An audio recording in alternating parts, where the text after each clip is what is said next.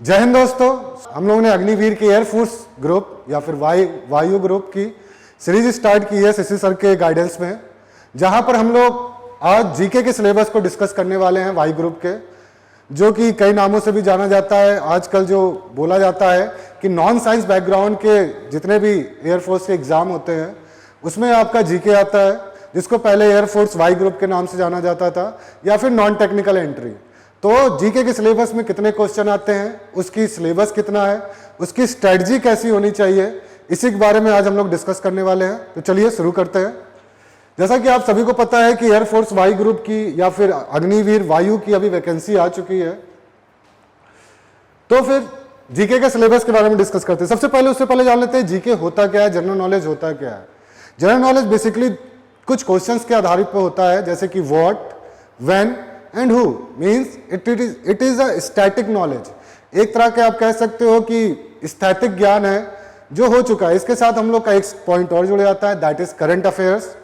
तो जीके के सिलेबस में जो आपके मैक्सिमम टॉपिक्स आते हैं, यहाँ पर मैंने सारे ही टॉपिक्स लिख दिए गए हैं, जिसके अंदर हम लोग आने वाली सीरीज में इंडियन कॉन्स्टिट्यूशन के बारे में पढ़ने वाले हैं, पॉलिटी का पोस्ट क्वेश्चन, ज्योग्राफी के बारे में पढ़ने वाले हैं, जिसमें हम लोग फिजिकल ज्योग्राफी और इंडियन ज्योग्राफी के जो इंपॉर्टेंट जीके के नोट्स होंगे उनको डिस्कस करने वाले हैं।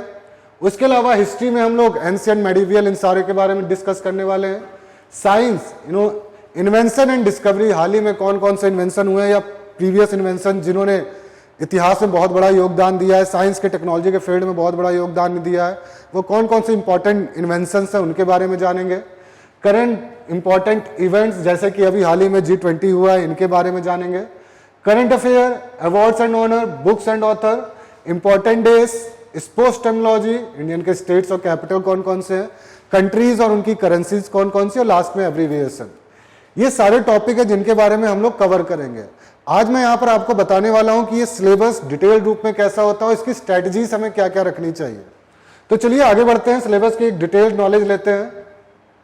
तो सबसे पहला जो आपका टॉपिक हम लोगों ने बताया था इंडियन कॉन्स्टिट्यूशन, जिसके अंदर हम लोग कई सारे इंपॉर्टेंट पार्ट्स को पढ़ने वाले हैं, जैसे कि हमारे कॉन्स्टिट्यूशन में पार्ट्स कौन कौन से हैं। क्योंकि एयरफोर्स अगर अग्निवीर वायु की बात किया जाए तो उसमें इतना डिटेल फॉर्म में नहीं पूछता, जैसे मैंने बोला जीके के क्वेश्चन आते हैं। अक्सर वायु ग्रुप में 5 से 10 क्वेश्चन आया करते हैं जीके के रागा के साथ, जिसको हम लोग रागा भी कहते हैं। रीजनिंग, एनालिसिस और आपकी जनरल अवेयरनेस, इन दोनों को मिला के 30 क्वेश्चन आते हैं। तो उसमें से जो जीके का पोर्शन होता है वो 5 से 10 क्वेश्चन का होता है, जिसमें हम लोग सबसे पहला जो हमारा सब्जेक्ट होता है दैट इज इंडियन कॉन्स्टिट्यूशन, या फिर इसको हम लोग इंडियन पॉलिटी के नाम से भी जानते हैं। ठीक है, इसके अंदर हम लोग पार्ट्स ऑफ द कॉन्स्टिट्यूशन, संविधान के इतने भाग हैं, schedules of the constitution, schedules कौन कौन से हैं, अनुसूचियां कौन कौन सी हैं, आर्टिकल्स, जो महत्वपूर्ण आर्टिकल आपके एग्जाम के पर्पस के लिए इंपॉर्टेंट है उनको बारे में हम लोग डिस्कस करेंगे आने वाली सीरीजों में। यूनियन गवर्नमेंट, आपकी यूनियन लेजिस्लेचर, यूनियन एग्जीक्यूटिव और जुडिशरी के बारे में, इसी तरह स्टेट गवर्नमेंट और जुडिशरी, और उसके अलावा जो भी आपके इंपॉर्टेंट फैक्ट्स हैं, इन टॉपिक्स के अलावा भी जो छोटे मोटे टॉपिक्स रह जाते हैं जैसे कि कमीशन एंड ऑल, उनके बारे में हम लोग ब्रीफली नॉलेज लेंगे। ठीक है, तो ये तो था आपका पॉलिटी के सिलेबस की बात किया जाए। पॉलिटी, ज्योग्राफी और हिस्ट्री को मिलाकर अक्सर 3 से 4 क्वेश्चन बनते हैं, वो भी डिपेंड करता है क्वेश्चन आते हैं या नहीं आते हैं। बट हम लोग इन सारे क्वेश्चन को करके जाएंगे, इनकेस अगर आते हैं तो हम लोग तैयार रहे अपनी तरफ से। दूसरा आपका ज्योग्राफी। ज्योग्राफी के अंदर हम लोग बेसिकली 2 पार्ट्स पढ़ते हैं, physical geography and Indian geography. Physical geography में हम लोग सोलर सिस्टम के बारे में पूरा पढ़ेंगे, कॉस्मोलॉजी, जिसके अंदर हम लोग डिटेल में नॉलेज नहीं लेंगे। एज आई सेड, आपके एग्जाम में इतना डिटेल में नहीं पूछा जाता है, तो इनके बारे में हम लोग आने वाली सीरीज में डिस्कस करने वाले हैं। इंटीरियर ऑफ अर्थ के बारे में, जिसके अंदर हम लोग रॉक्स, मिनरल्स, इन सब के बारे में पढ़ेंगे, कैसे इंटीरियर्स को डिवाइड किया गया, और इसके अंदर कई सारे टॉपिक्स और हैं, जैसे कि फिजिकल फीचर्स और अर्थ, आपका प्लेटू, माउंटेन्स, कौन सा माउंटेन कहाँ पर है, कौन सा प्लेटू कहाँ पर है, ओशियंस कहाँ पर है, इस तरह से वॉल्केनो कहाँ पर है, मतलब जो आपके जीके के पोर्शन होते हैं उन सब के बारे में हम लोग जानेंगे। इंडियन ज्योग्राफी, इंडियन की मैप कि इंडियन ज्योग्राफी में नेबरिंग कंट्रीज हमारी कौन कौन सी है, कौन सा स्टेट किन स्टेट्स के साथ बॉर्डर शेयर करता है, और इंडिया में रिवर्स कौन कौन सी पाई जाती है, माउंटेन्स कौन से हैं, प्लेटू कहाँ पर है, ये सारी नॉलेज हम लोग लेंगे इंडियन ज्योग्राफी के ज्योग्राफी सेक्शन में। Indian agriculture, India is agrarian economy, we all know that कि भारत एक कृषि प्रधान देश है और इसमें एग्रीकल्चर का बहुत बड़ा योगदान है, और एग्रीकल्चर से अक्सर क्वेश्चन पूछे भी जाते हैं। फसलें कौन कौन सी हैं, कितनी तरह की होती हैं, मिट्टियाँ, किस फसल के लिए कौन सी मिट्टी मतलब उपयोग में लाई जाती। मैप्स बहुत ही इंपॉर्टेंट टॉपिक है ये सारी ज्योग्राफी बेसिकली हम लोग मैप्स के थ्रू ही पढ़ने की कोशिश करेंगे, और उसके अलावा जो भी आपके टॉपिक्स एक्स्ट्रा बच जाए, ठीक है। उसके बाद अगर हम बात करें हिस्ट्री के क्वेश्चन के, हिस्ट्री का सिलेबस 3 टॉपिक्स में डिवाइड होता है। एंशिएंट हिस्ट्री, जिसके अंदर हम लोग इंडस वैली सिविलाइजेशन, वैदिक कल्चर और गुप्ता एम्पायर के बारे में ब्रीफली नॉलेज लेंगे। उसके बाद अगर मेडिवियल हिस्ट्री की बात की जाए तो आपका दिल्ली सल्तनत, मुगल एम्पायर, इन सब के बारे में हम लोग जानकारी लेंगे। और मॉडर्न हिस्ट्री, जब से आपका कैसे एनेक्सेशन हुआ, मराठा ने कैसे एनेक्सेशन किया, उनके बीच कौन सी वॉर हुई, मैसूर और एंग्लो मैसूर कौन कौन सी वॉर, इस तरह से जो भी आपके मेडिवियल हिस्ट्री, मॉडर्न हिस्ट्री के टॉपिक्स हैं, गांधीयन फिलोसफी, गांधीयन आइडियोलॉजी, इससे रिलेटेड गांधी एरा जिसको हम लोग नाम से जानते हैं, उन सब के बारे में हिस्ट्री के पोर्शन में पढ़ेंगे। अच्छा, एक चीज और है, अगर हम लोग कह रहे हैं कि इतने सारे सिलेबस को हम लोग एक एक या 2-2 लेक्चर में खत्म करने की कोशिश करेंगे, तो हम लोग का यहाँ पर जो कोशिश रहेगी वो एक स्टोरी वाइज में खत्म करने की रहेगी। आपको जरूर मजा आएगा, आप एक बार जरूर ज्वाइन कीजिएगा हम लोग की अग्निवीर सीरीज में, जहां पर हम लोगों ने हर चीज को एक शॉर्ट ट्रिक के माध्यम से और एक स्टोरी के माध्यम से, जहां से हम लोग पूरा एक स्ट्रक्चर बनाएंगे, एक पूरा डेटा डायग्राम बनाएंगे, जिसके तहत हम लोग बीच में जो भी आपकी चीजें होंगी उनको फिल करते हुए जितने भी इंपॉर्टेंट नोट्स हैं उनको जानकारी लेंगे। जरूर आपको मजा आएगा, आप जरूर ज्वाइन कीजिएगा इस सीरीज को, ठीक है। उसके बाद आगे बढ़ते हैं। अब आप क्या जाते हैं कि जो जीके के स्टैटिक टॉपिक्स हैं, जैसे कि करंट अफेयर के अंतर्गत आता है कि करंट इंपॉर्टेंट इवेंट्स कौन कौन से, जैसे कि अभी हाल ही में G20 हुआ है, ठीक है, बाली में, उसी तरीके से हाल ही में कौन कौन से करंट इंपॉर्टेंट इवेंट्स हैं, कहां पर हुए हैं, और आने, जैसे कि अब G20 इंडिया में होने वाला तो कहां पर होने वाले हैं, मतलब करंट इंपॉर्टेंट इवेंट से लेकर जितनी भी जानकारी है जो आपके एग्जाम के पॉइंट ऑफ व्यू से इंपॉर्टेंट है, जैसे कि डिफेंस एक्सपो गांधीनगर में हुआ था, इस तरह से कई सारी जानकारी जो भी आपके एग्जाम पॉइंट ऑफ व्यू से इंपॉर्टेंट होंगी। और कहीं ना कहीं करंट अफेयर का ही एक पार्ट होता है ये करंट इवेंट्स, इसके बारे में हम लोग एक स्टोरी के तहत हर बार की हम लोग, जैसा मैं कह रहा हूं, हम लोग हर चीज की एक शॉर्ट ट्रिक लेके आएंगे और जल्दी से जल्दी 10 से 12 लेक्चर में आपके जीके के पूरे सिलेबस को हम लोग फिनिश करने की कोशिश करेंगे, और कोशिश ये करेंगे कि आपके 10 में से कम 8 से 9 क्वेश्चन जरूर सही हो, ठीक है। तो जरूर बने रहिएगा हमारे साथ। चलो, current affair national and international में हम लोग देखेंगे कि इंटरनेशनल ऑर्गेनाइजेशन कौन कौन सी होती हैं, यूएन का हेडक्वार्टर कहां पर है, और करंट अफेयर में भी हाल ही में क्या हुआ, जैसे मैंने 2-3 एग्जाम्पल दे भी दिए। अभी इंडिया ने कौन कौन से एक्सरसाइज की है, इंटरनेशनल कौन कौन से इवेंट्स हुए हैं, रसिया यूक्रेन की वॉर, इस तरह से जो भी हमारी जियो पॉलिटिक्स चल रही है, या फिर जो भी हमारी डिप्लोमेसी चल रही है वर्ल्ड लेवल पे, या फिर कोई भी इवेंट्स चल रहा है, या फिर साइंस एंड टेक के मामले में जो भी हम लोग का अपडेशन हो रहा है, तो उन सारी चीज़ों के बारे में हम लोग करंट अफेयर के पोर्शन में जानेंगे। इसको भी हम लोग 1 से 2 लेक्चर में इतने भी आपके इंपॉर्टेंट्स हैं लास्ट 3 और 4 मंथ्स के, उनको फिनिश करने की कोशिश करेंगे, ठीक है। उसके बाद अगर हम बात करें अवार्ड्स और ऑनर, ये भी आपके सिलेबस का एक बहुत ही इंपॉर्टेंट टॉपिक है, इसमें कि बेसिकली आपके गैलेंट्री अवार्ड जितने भी होते हैं, डिफेंस से रिलेटेड उनसे क्वेश्चन पूछे जाते हैं, या फिर आपका सिनेमा या आर्ट से रिलेटेड जो भी अवार्ड्स होते हैं उनमें से क्वेश्चन आने के चांसेस होते हैं। तो अवार्ड्स एंड ऑनर के भी टॉपिक को हम लोग फिनिश करेंगे। हम लोग कोई भी एक ऐसा टॉपिक नहीं छोड़ेंगे कि आपके जीके का कोई भी टॉपिक मिस हो। इसके साथ साथ और भी सब्जेक्ट की सीरीज आने वाली है, और हम लोग आपको अग्निवीर में इतने भी क्वेश्चन है सारे अटेम्प्ट कराने की कोशिश करेंगे ताकि आपका ज्यादा से ज्यादा फायदा हो, ठीक है। उसके आगे बढ़ते हैं तो बुक्स एंड ऑथर, जैसा आप सभी को पता है, आप सभी लोगों ने जिन्होंने भी सिलेबस देखा होगा या प्रीवियस ईयर एग्जाम देखे होंगे उनमें उनको बुक्स एंड ऑथर के जरूर दिख गए होंगे, या फिर कोई हिस्टोरिकल बुक होगी या फिर कोई करंट बुक होगी, उनसे रिलेटेड क्वेश्चन आने के चांसेस रहते हैं कि ये बुक किसने लिखी है, इसके ऑथर कौन है, या फिर कोई पुरानी बुक लेकर या पुराना न्यूज आर्टिकल लेकर ये इस न्यूज़पेपर को कौन छापते थे या करंट में।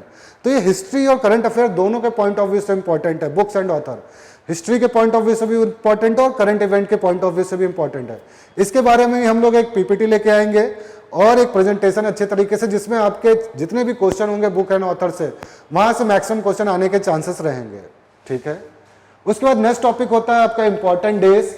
इंपॉर्टेंट डेज की एक बहुत ही अच्छी ट्रिक है, एक बहुत ही अच्छी स्टोरीज है, जिससे आपको नेशनल इवेंट जितने भी इंपॉर्टेंट डेज हैं कि 9 जनवरी को कौन सा होता है, 12 जनवरी को कौन सा होता है, 1 मई को कौन सा होता है, इस तरह 26 जनवरी को कौन सा होता है, अप्रैल में कौन सा एग्जाम होता है, 1 जुलाई को कौन सा डे होता है, जैसे डॉक्टर डे होता है।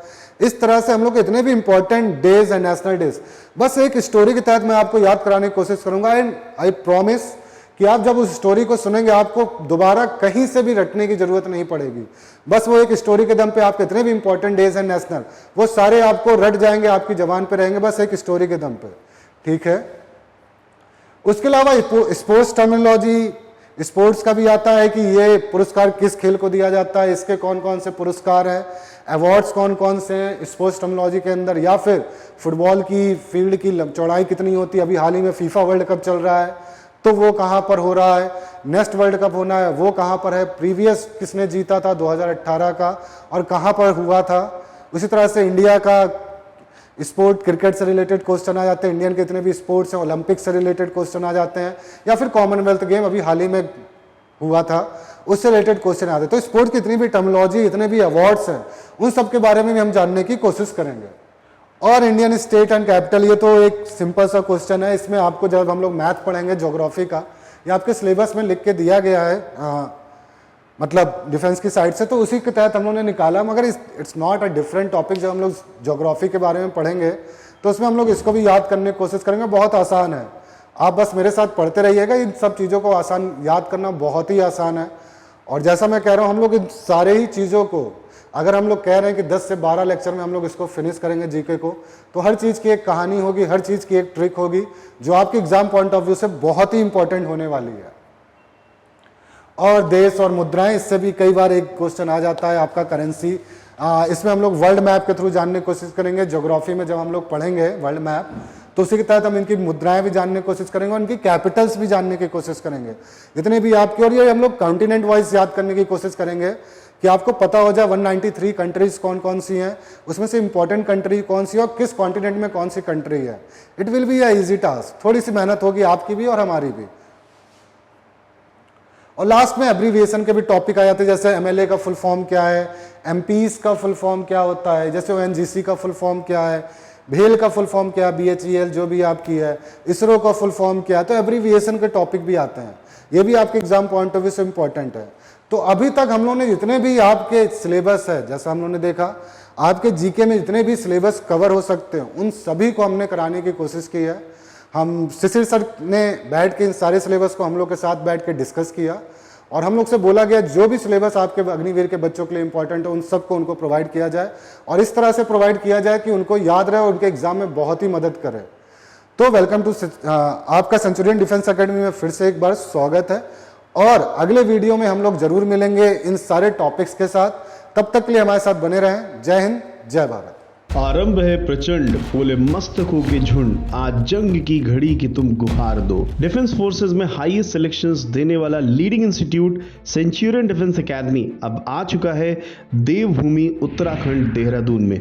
We are the most popular choice for NDA, CDS, MNS and SSB interview preparation among aspirants across the country, as we provide the following facilities: regular classes, doubt clearing sessions, library facility, SSB training by experts and ex-SSB board members, exposure to India's largest GTO ground, weekly mock test, mock interviews and counseling sessions, exclusive study material, access to Centurion Defense Academy's mobile app and mini India exposure under Centurion's roof. So call us at 97959 77776 and enroll in Centurion Defense Academy Dehradun right now.